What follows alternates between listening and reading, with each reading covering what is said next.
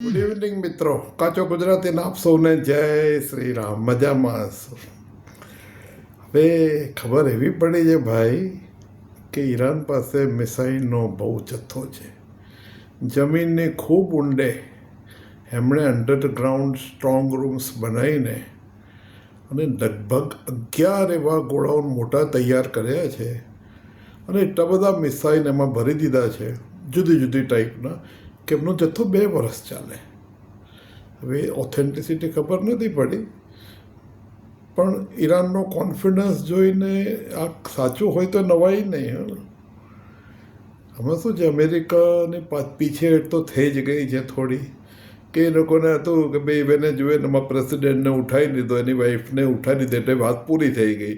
એને આયા તો લખો માનીને મારી નાખી તો વાત પૂરી નથી થઈ.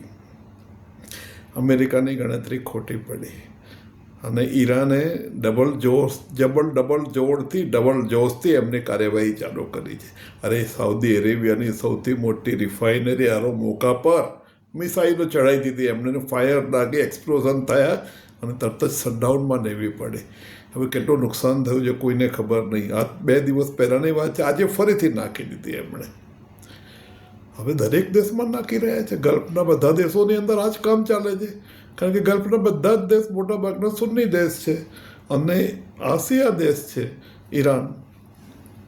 અને ખબર નહીં એટલી બધી સ્ટ્રેન્થ એનું કંઈ એક્ઝિબિટ કરે છે, કારણ કે ઓઇલ વેચીને જે પૈસા કમાય એમાં એમણે મિસાઇલ જ ભેગી કરી છે અને એટલી બધી મિસાઇલ ભેગી કરી છે અને એટલી સસ્તી મિસાઇલ ભેગી કરી છે. મિત્રો, યુદ્ધની ડેફિનેશન બદલાઈ ગઈ છે. અરે પહેલાં કેટલા મોંઘા એરક્રાફ્ટ આવતા હતા, કેટલાક મોંઘી આપણે વોરશિપ્સ આવતી હતી, કેટલા મોંઘા ગન પાવર ને બધું આવતું હતું. પણ હવે બધું બદલાઈ ગયું છે. હવે એકદમ સસ્તી મિસાઇલથી કામ ચાલે છે અને એકદમ સસ્તી મિસાઇલ અને સસ્તી ડ્રોન, આખી વોરની ગેમ હવે ડ્રોન અને મિસાઇલની થઈ ગઈ છે. એની અંદર ઈરાન બહુ મોકરે છે અને એ લોકોએ અમેરિકા અને ઇઝરાયલને દમ કાઢી દીધું છે. એનું જોઈએ હવે આગળ શું થાય છે. દેખો આગે હોતા હૈ ક્યા. Thank you so much. So nice.